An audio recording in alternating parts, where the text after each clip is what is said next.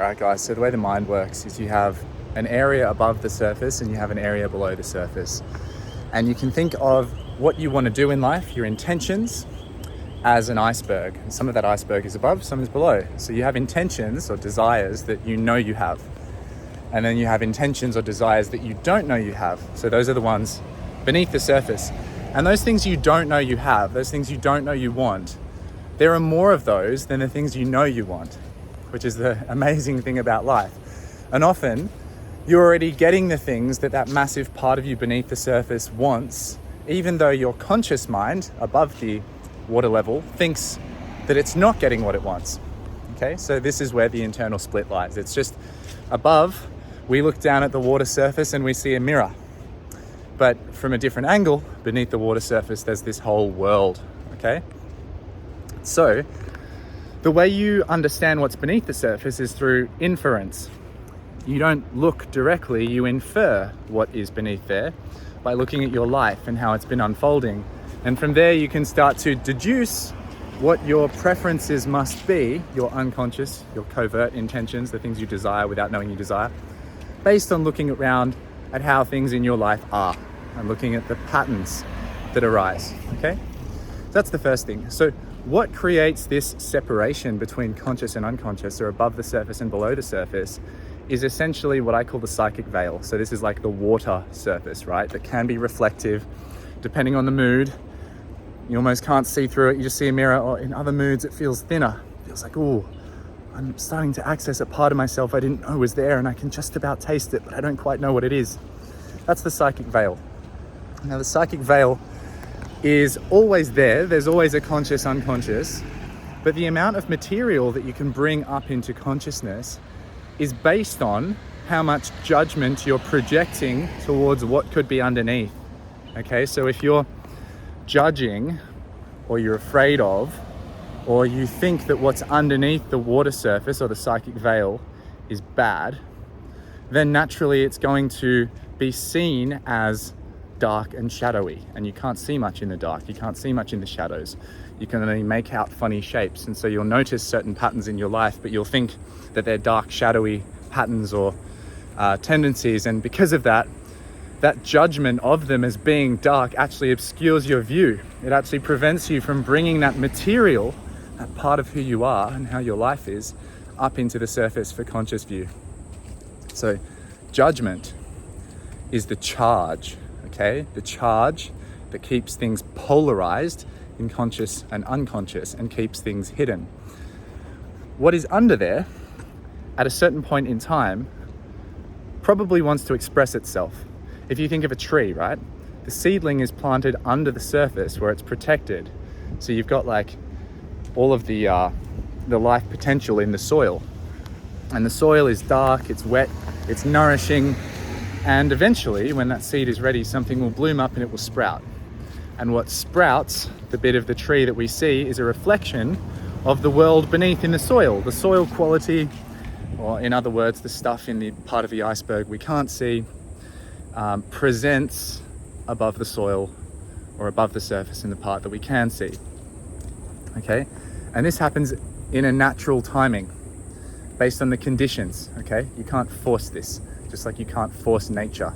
You can't force a flower to bloom. You have to take care of the soil. So when the conditions are right, if they're right, then things will naturally come up from the unconscious to the conscious. But it's not something that you have to go in and fuck with and excavate. You simply take care of the conditions as best you can and nourish yourself as best you can. You take care of your biology, you take care of your life, you try and make it as tidy and consistent and fun as possible. And under those conditions, you're able to reveal more of what was unconscious and look deeper into the mind, because there's less of a fear of what happens, because you know it's okay.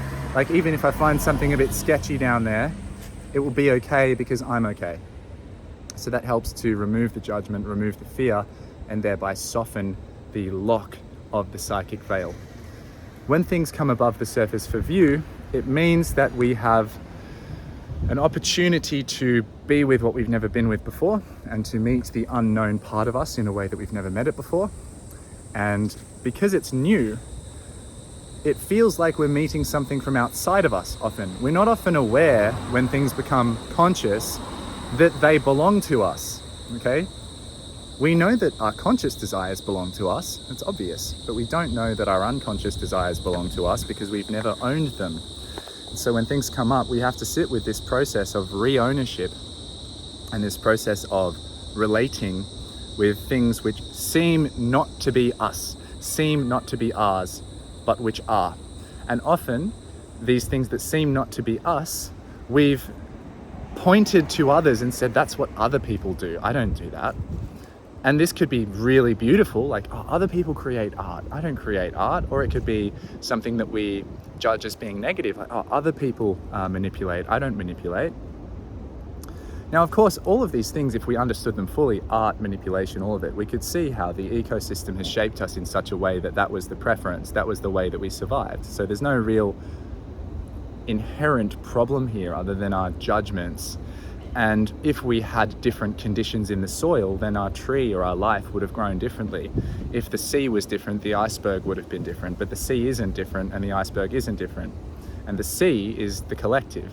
The soil is the collective. It's not our responsibility. That's just the world we were born into. So it makes no sense to hold on to this judgmental charge when something is revealed into consciousness, unless we want to suppress our life force and suppress life itself. So when things come up, you're meeting a part of you for the first time, and it seems like it's not you, usually. It's either good or it's not good. You judge it, and then you start to release that judgment. Oh, it's neither good nor bad, it just is. And actually it's something that's shared. It's not just something someone else experiences or gets to do or is. I am also like this. And so the social division starts to fall away. And the idea of your ego being this small, very separate, very isolated thing starts to soften, and instead you recognize that your sense of self is more permeable than you thought. It's something that can begin to spread its tentacles out into the world, and that your sense of self is actually largely a co-creative thing which happens with other people. And so rather than seeing self and other, you start to see self, other self. You are another self, and within that there is this same unfolding of life. There is this same psychological system, mechanism of unconscious becoming conscious. We are operating in the same way. We were just born in slightly different areas of the forest. The soil was slightly different. The water was a bit warmer where you were and colder where I was, but we are the same thing happening. We're just that thing happening in a series of different conditions. So what separates us is the condition, but not the essence of what and who we are. So once you start to see that, it then becomes a very big open world. And you start to recognize that everything that you've judged about yourself as golden or dark also exists out there. And everything that you've judged about that out there that you thought was either golden or dark also exists in here. And you're realizing that through this sense of, yeah, if unconscious becoming conscious feels like other becoming self, then I wonder how much other is out there that is actually self. So this is where it gets really beautiful, really profound, and this is where we pass on the torch to some of the wisdom teachings. And you can look in various places for this wisdom, and you can find it perhaps in Buddhism, you can find it perhaps in depth psychology. You know, all of these things contribute to one way of explaining this unfolding of the psyche within the world we live in, and this, they all explain what the world is and what we are, and how the mind projects itself onto the external. They all explain that in different ways. But I think that this model of the iceberg is a really nice, simple one. So the last thing I want to say, the key takeaway perhaps, is that you think that your problems exist down there, and that you think you have to keep treading water and trying not to sink in order to not sink down to the problems. When you take a few breaths and when you recognize the way things work, you start to realize that you're floating you're floating right in the middle, and that where you belong is right in the middle, right on the cusp, right on the water surface. In that little undulation, the waves lapping against the iceberg, you know, it's the part where the tree comes from the root system into the trunk. That's where it's strongest, okay? So you belong right on the precipice of unconscious and conscious. You belong in that space of life where it feels like you're meeting the unknown. That's where you belong. You don't belong in the conscious familiar, which becomes a little bit rigid. It becomes a little bit of a boring, yeah, this is how things are. This false sense of security, this false sense of knowing. That's not you. And you also don't belong down in some shadowy place without any reference, not knowing what and who you are. You belong right on the precipice where conscious and unconscious meet and they dance together. That is the marriage of opposites. That is the realm where duality collapses into unity. That collapsing into unity and that passing through of life, that's you. The tree is the strongest where the roots meet the trunk. That's like the foot of the tree. In Qigong and in Tai Chi, it's like the footing, the legs. It's how we sink, it's how we root. Okay, so it's where you're meeting your depths, but you're not necessarily stuck in the depths.